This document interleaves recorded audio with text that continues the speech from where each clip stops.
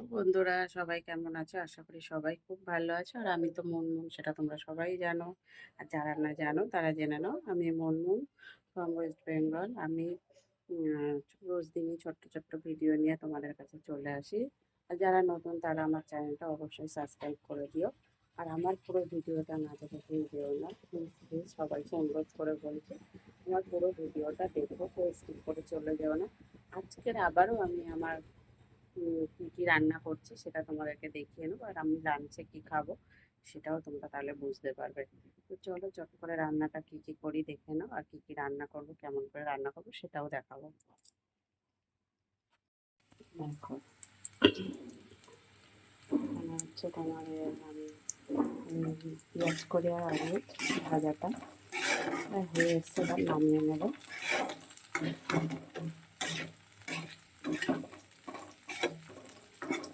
বাকি আছে,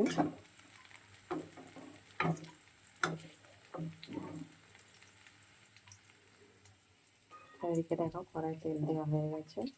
আমি এটাতে পালং শাক রান্না করবো। আর পালং শাকের জন্য দেখো একটু কুমড়ো কেটে নিয়েছি, বেগুন কেটেছি আর আলু কেটেছি। আরও অনেক কিছু সবজি দিলে ভালো হতো, কিন্তু আমার ঘরে নেই যেহেতু, তাই আমি দিইনি।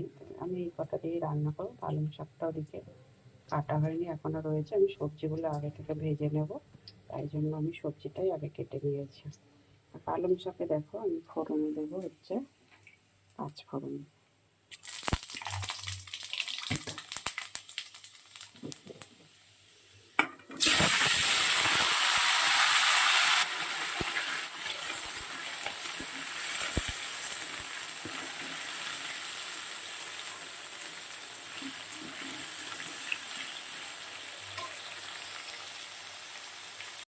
ভাজা হয়ে গেছে, সেই কড়াতেই তেল দিয়ে দিয়েছি।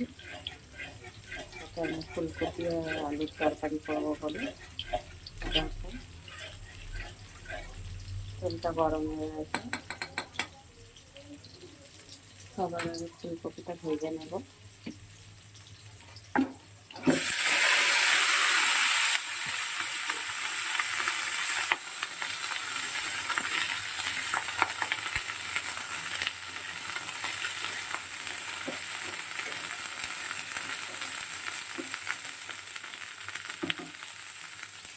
এখানে দেখো পালং শাক রান্না করার জন্য সবজিটা তো ভাজা হয়ে গেছে।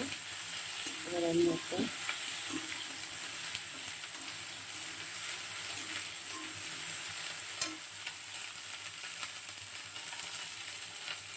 জিরে বাটা দিয়ে দিলাম,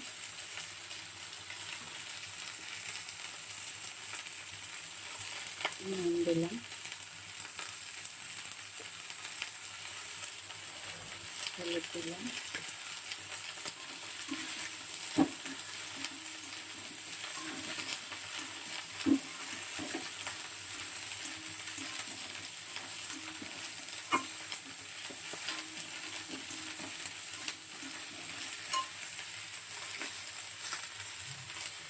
পালং শাকটাও দিয়ে দিলাম।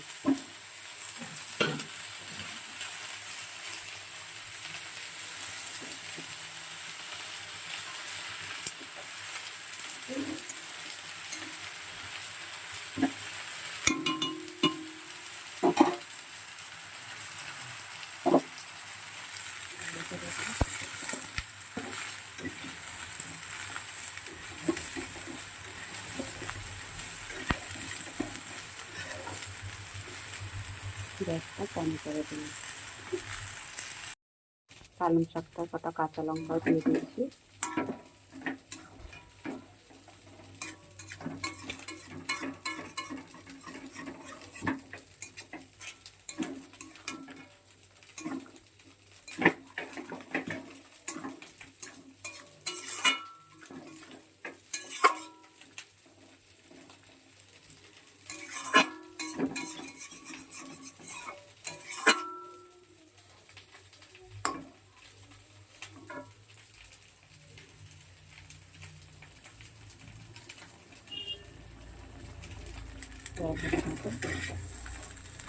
ফুলকপিটা আমি একদম গ্যাসটা কম করে দিয়ে রান্নাটা করছি, ফুলকপিটা ভাজছি। এবারে ভাজা হয়ে গেছে, তাই নামিয়ে নেব।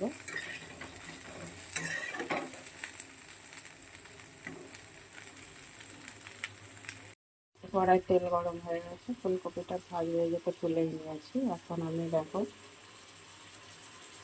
তেলে হচ্ছে লবঙ্গ আর দারচিনি দিয়ে দেবো, আর গোটা শুকনো লঙ্কা ফোড়নে দেবো।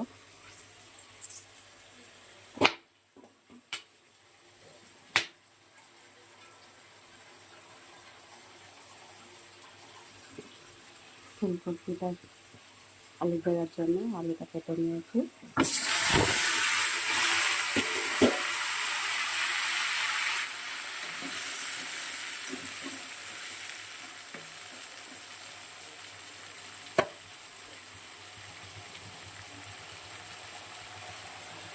আর এদিকে দেখো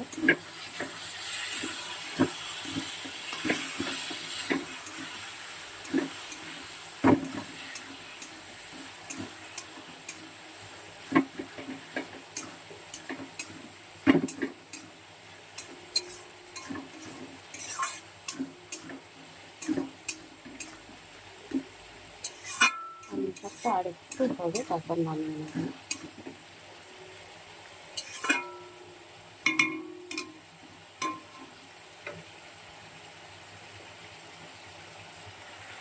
একটু আলুটা ভাজা হোক, তারপরে মশলা দেবো।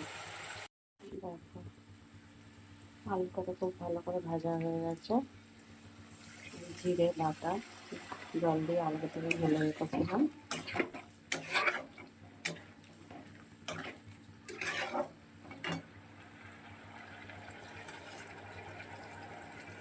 নুন দিলাম পরিমাণ মতন, হলুদ দিয়ে দিলাম,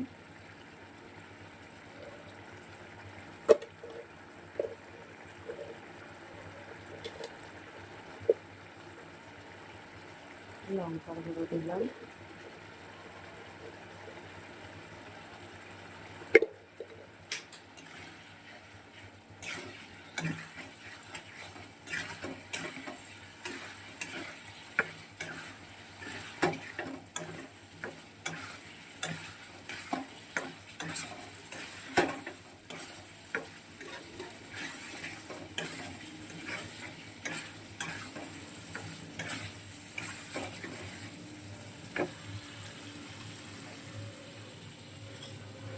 আর এখানে দেখো মটরশুঁটিগুলো দিয়ে দিচ্ছি।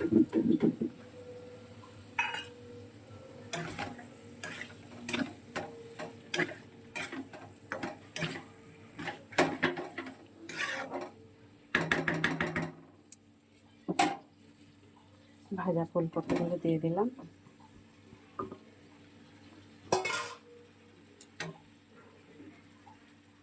এবারে তরকারিটা আস্তে আস্তে রান্না করব, গ্যাসটা একদম কম করে দিয়ে কষাবো, তাতে ফুলকপিগুলো ভালো সিদ্ধ হয়ে যাবে।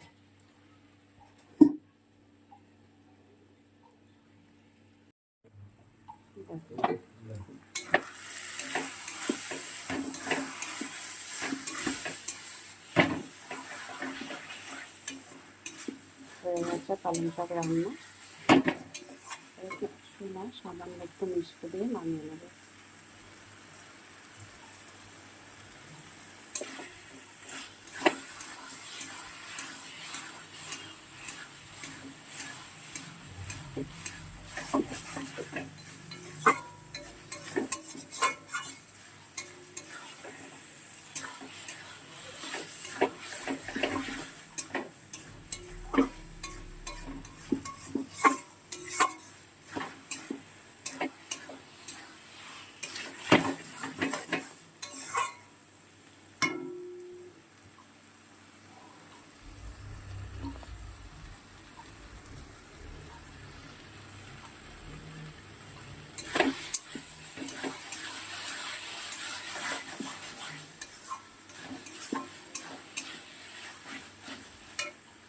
এবারে নামিয়ে নেব পালং শাক।